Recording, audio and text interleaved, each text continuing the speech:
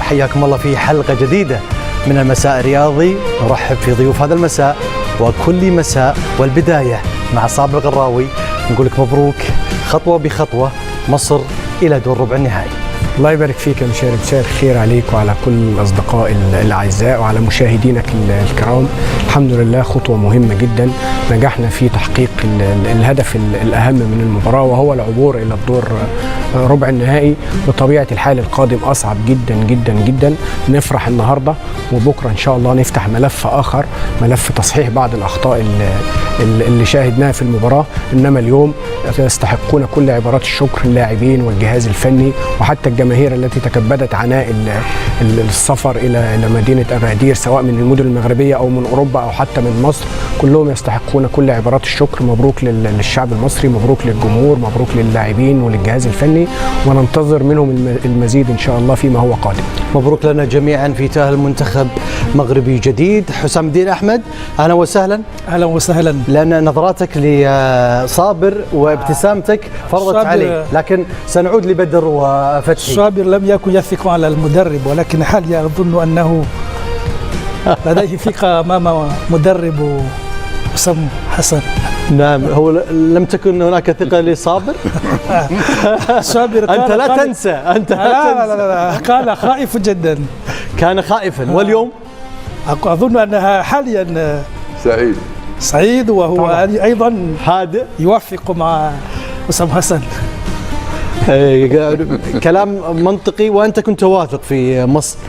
كنت حتى الآن وما زلت أنا أثق في مصر. لابد أن يتأهل إلى نصف النهائي إن شاء الله. والنهائي لنصف النهائي. النهائي كلام آخر. النهائي سيكون عرب إن شاء الله. إن شاء الله إن شاء الله. بدر الدين إدريسي، أهلا وسهلا. مرحبا بك زميلي مشاري، مرحبا بكل المشاهدين والمشاهدات الكرام، مرحبا بزملائي واصدقائي الاعزاء. طبعا كانت امسيه جميله، استطعنا اننا نكسب منتخب عربي ثاني ضمن افضل 8 منتخبات افريقيه.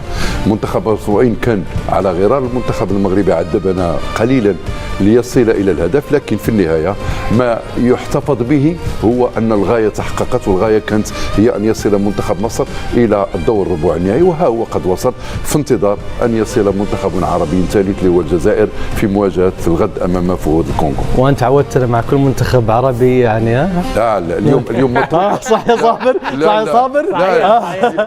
اليوم متروكة لصابر. فتحي قال له إن فزت جهز نفسك لتأتي بأغنية. أعتقد أنه حافظ، لأن كان في الكواليس كان يردد هذه الأغنية. سنستمع إلى بعض.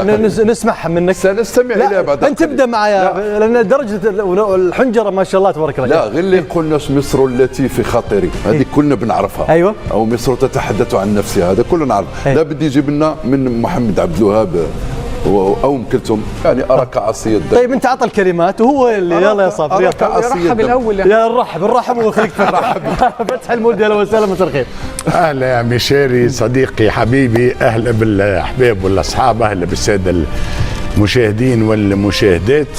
مبروك بطبيعة الحال لمصر، وفرحنا وكنا نشاهد المقابلة معا، وصيحة عملنا صيحة تاريخية. حسام، لأنه الصيحة نتاع الهدف الأول وكل شاهدناها، أما حسام عنده حاجة الموبايل لا يفارقه. الموبايل أمامك وين؟ استنى نحكي لك. يلا نحكي لك، قصش عليه حكاية حلوة. يلا تفضل. الموبايل لا يفارقه. جاءت الراحة، رجعوا وهو مازال في الموبايل. كي رجعوا عداوا الهدف نتاع مصر الاول، اعاده نتاع الهدف الاول، قام يعيط. فرح مرتين. قلت له يا فرحه هذه الثانيه راهو. نسمعها. احكي القصه يا احكي لنا القصه. كما قال اخي والله ساعدته فتحي الاول وثم تعادل منتخب بنين. وايضا عندي في هاتف، اريد ان اعود برساله ولم أكون أشاهد التلفزيون. ثم بعد ذلك شاهدنا هدفا المقصود، وأنني أظن أن الهدف الثاني وقلت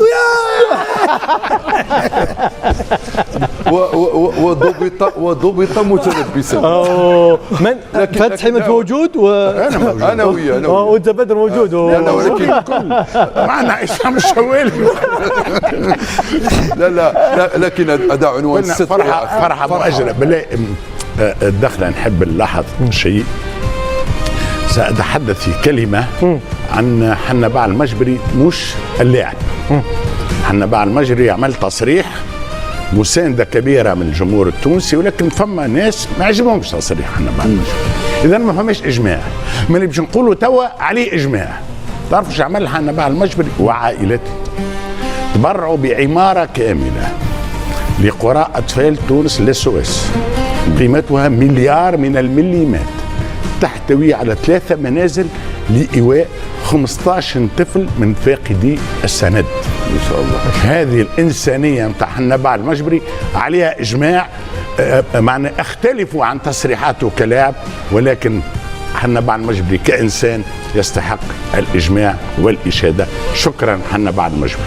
شكرا لحنبال. كلمات يا صابر. عنده كلمات صابر ليتحرر من ضغط. يلا مصر. خلينا نتكلم مصر تستاهل طبعا. بس لا خلينا مصر تستاهل. اعطيه كلمات. تغني يعني؟ إيه. لا مش انا ولا عطى كلمات. شاركني طيب. يلا شارك. نقول يا اغلى اسم في الوجود. يلا معايا. يلا وياه بدر. يلا لا ما هو لا لازم. لا مالك شغل بدر وياه. يلا انا وياكم. يلا اعطيني حريتي. يا اغلى اسم في الوجود يا مصر، اسم مخلوق للخلود. يلا يا بدر. يا مصر نعيش لمصر ونموت لمصر. مصر تحيا مصر. يلا بس برافو. هذه ليست اغنيه، هذا الشعار. هذا الشعار. نعم. لا اغنيه هو انا اردت انه يتحرر من الضغط. ايه. اعطني حريتي اطلق يدي. يا سلام. لا اعطيت جميل. ما استبقيت شيئا. ممتاز. من قيدك ادمى. هو يتكلم على الضغط. الطريق الى النهائي بعد هذه الوصلات الإنسانية وكذلك العاطفية. نذكركم مشاهدينا الكرام في تأهل منتخب مصر بعد تأهل أمام منتخب بنين في دور 8 النهائي، ثم دور ربع النهائي الآخر مالي السنغال، وكذلك من الجهة اليمنى الكاميرون المغرب في ربع النهائي. نيجيريا وصلت بعد تخطي موزمبيق، وفي مواجهة كبيرة كل التوفيق للجزائر.